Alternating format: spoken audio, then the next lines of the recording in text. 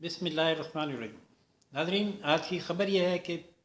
پیر کے روز سے شروع ہونے والے ہفتے سے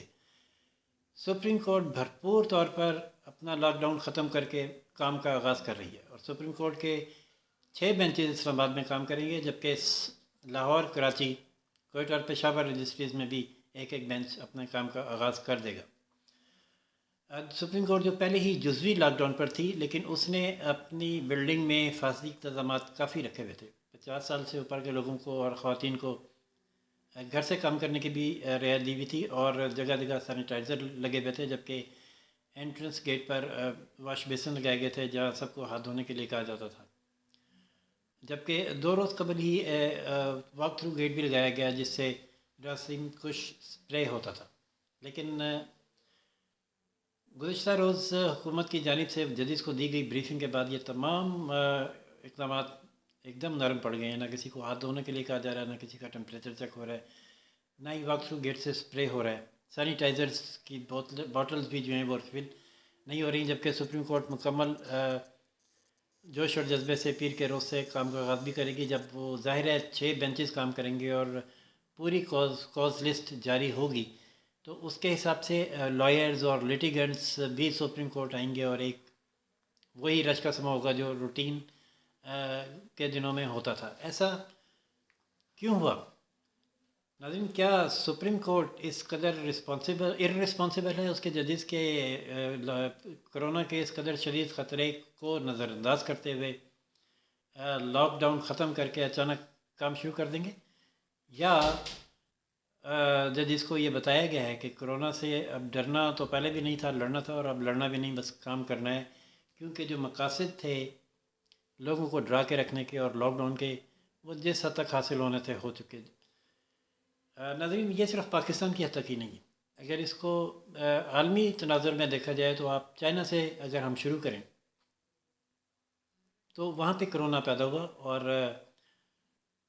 چائنا نے صرف ایک صوبہ لاک ڈاؤن کر کے اس کو اپنی معیشت کو جو بھی نقصان ہونا تھا وہ ایک صوبے تک محدود رکھا۔ اس کے بعد اس نے اس پہ وہاں پہ کنٹرول کر لیا اور دوبارہ اس اپنی معیشت کا پہیہ چلا لیا، جبکہ اب وہ ویکسین بنا کر اس کو بیچنے کے چکر میں بھی ہے۔ غالباً چائنا کی کوشش یہ تھی کہ خوف و ہراس پیدا کر کے دنیا کی معیشت بٹھا کے اس پر کنٹرول حاصل کیا جائے، جیسا کہ وہ ایک سپر پاور بننے کی ایک عرصے سے کوشش کر رہا ہے، جبکہ اس کا رائیول امریکہ، اس کی کوشش یہ ہے کہ وہ چائنا کے خلاف ایک ایسا پروپیگنڈا کھڑا کر دے کہ اس نے انسانیت کے خلاف ایک انتہائی کبھی حرکت کی ہے، اور ایک ایسا وائرس بنایا جس سے لاکھوں افراد ہلاک ہو گئے ہیں، جبکہ ٹرمپ نے پہلے ہی اعلان کر دیا تھا کہ اگر ہلاکتیں 2 لاکھ تک محدود رہ گئیں تو یہ ہماری کامیاب ہوگی۔ بڑا خوفناک اعلان تھا جس سے پورے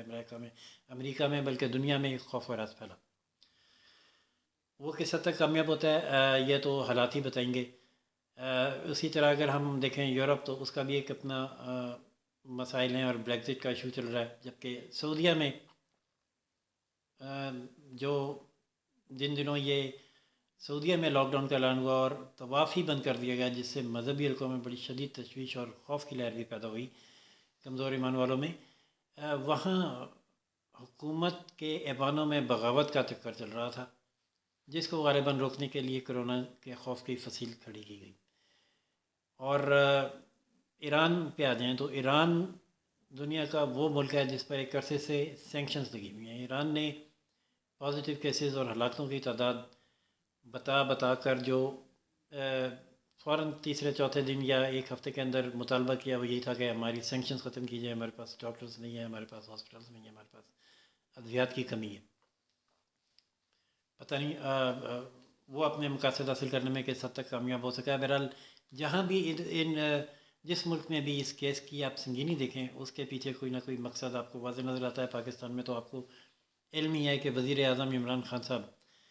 کے سامنے جو بھی ایشو لے جائیں، اس کا حل ان کے پاس یہی ہوتا ہے کہ وہ ایک اکاؤنٹ بنا دیں اور بس پیسے دے دیں، پاکستانی بھی، بیرون ملک مقیم پاکستانی بھی اور عالمی ادارے بھی، وہ انہیں جتنے ملنے تھے اس اکاؤنٹ میں اور عالمی اداروں سے اور IMF سے وہ مل گئے۔ اب آپ دیکھیں گے کہ پاکستان میں بھی بتدریج کمی واقع ہونا شروع ہو جائے گی پازیٹیو کیسز میں، ہلاکتوں میں بھی، اور نیگیٹو کیسز زیادہ ہونے شروع ہو جائیں گے، اور کرونا کا پھیلاؤ کسی حد تک رکتا ہوا محسوس ہوگا، جبکہ جزوی لاک ڈاؤن ख़त्م करने के भी ऐलानात किए जा रहे हैं। सिंध हुकूमत में बिलावल भुट्टो ज़रदारी, जिन्होंने इस हुकूमत के का आगाज़ वज़ीर आज़म को सिलेक्टेड का खिताब देकर किया था, उन्होंने कोरोना के आगाज़ पर ये ऐलान किया कि इमरान खान हमारे वज़ीर आज़म है और इस वक्त कोई तनकीद नहीं होगी और सिर्फ इंसानियत बचाने की कोशिश हुई। बड़ी तारीफ़ें हुई उनकी भी और उनके इक़दामात की भी, और कहना उनका भी यही था कि वफाक उनके साथ ताउन करे और उनकी माली मावनत फ़राहम करे और तकनीकी मावनत फ़राहम करे। वफाक दावे तो कर रहा है कि सिंध को उसके हिस्से का हक़ दिया जा रहा है, सामान भी, हिफाजती किट्स भी और पैसे भी, लेकिन सिंध मुतमईन नहीं है। और उन्होंने ये कहा है कि अगर हमारे साथ यही रवैया रहा तो हम जुज़वी तौर पर लॉकडाउन जुज़वी तौर पर ख़त्म करेंगे और पॉजिटिव केसेस बढ़े तो इसकी ज़िम्मेदारी वफाक पर होगी। तो नाज़रीन, यहाँ से सिंध की पॉलिसी भी सामने नज़र आनी शुरू हो गई। नाज़रीन, 2 रोज़ कबल जो हुकूमती अकाबरीन, जिनमें चेयरमैन एनडीए में वज़ीर आज़म के मुशीर बराए सेहत और एहसास प्रोग्राम की सरबराह शामिल थी, उन्होंने जजिस को ब्रीफिंग दी। उस ब्रीफिंग के बाद उनका तो ये कहना है कि उन्होंने जजिस को हुकूमती इक़दामात से मुतमईन कर दिया है। सेहत के मुशीर ने कहा कि ओपीडीज़ का कंसर्न था जजिस को कि वो मरीज़ जो कोरोना से मुतासिर नहीं है लेकिन पेशेंट हैं, सीरियस बीमारियों में मुब्तला हैं, उनके इलाज के लिए हॉस्पिटल खुलने चाहिए, जबकि सारे हॉस्पिटल बंद हो गए हैं, जिस पर ओपीडीज़ जजिस को बताया गया कि मरहलावार खोली जा रही हैं, एमरजेंसीज़ पहले ही खुली हुई हैं। इस पर मुतमईन है। एहसास प्रोग्राम के हवाले से उन्हें बताया गया कि ये इमदाद की फ़राहमी डाटा बेस्ड होगी और 8 मराहिल से गुजरेगी, जिसमें 8 स्टेप्स पर रिजेक्शन के बाद एक सिलेक्शन होगी और उसको पैसे डाटा बेस के ज़रिए ही मिलेंगे, किसी की सिफारिश पर नहीं। और जो टाइगर फोर्स है उसका काम सिर्फ इतना होगा कि जिन लोगों की एक्सेस मोबाइल इंटरनेट तक नहीं है, गरीब लोग, देहाती लोग, उनको वो ये रास्ता दिखा सके। ये बात तो समझ में तो नहीं आती, लेकिन उनका कहना है कि जजेस इससे मुतमईन हो गए हैं। जजेस उनके इन इक़दाम से मुतमईन हुए या नहीं हुए, लेकिन लगता है कि कोरोना की लड़ाई से वो इस हद तक मुतमईन हो गए हैं कि अब उन्होंने बिला खौफ व ख़तर लॉकडाउन ख़त्म करके काम का आगाज़ करने का फ़ैसला कर लिया है और पीर के रोज़ से भरपूर काम का आगाज़ किया जाएगा। ये वो स्टेप है जिसके बारे में मैं ये कहने में हक़ बजानूँ कि ज़ाहिर है सुप्रीम कोर्ट ऑफ पाकिस्तान के जजेस और चीफ़ जस्टिस ऑफ पाकिस्तान इस कदर इर्रेस्पॉन्सिबल तो नहीं हो सकते कि एक ऐसा खौफनाक अफरेत जिसका नाम कोरोना है, जो लाखों लोगों को मुतासिर कर सकता है और सैकड़ों हलाकतों का सबब बन सकता है, उसके होते हुए वो सुप्रीम कोर्ट में और अदालतों में ऐसा रश लगा दें जिसमें फुल स्विंग में काम हो रहा हो, 6 अदालतें काम कर रही हों, मुकम्मल कॉलेज जारी हो, जजेस, वकला और साइलान आएँ, रश लगे और ये कोरोना फैले। ऑब्वियसली ऐसा नहीं है। हुकूमत ने ऐसा ज़रूर कुछ जजेस को बताया है जिसने उन्हें ये इत्मीनान दिला दिया है कि अब डरने और लड़ने की ज़रूरत नहीं है। डरने और लड़ने की ज़रूरत क्यों नहीं है, इस पर नाज़रीन मेरे साथ किस हद तक इत्तफ़ाक़ या इख्तिलाफ़ करते हैं वो अपने कमेंट में मेरे साथ ज़रूर शामिल हों और अपनी राय शेयर करें। नाज़रीन, जो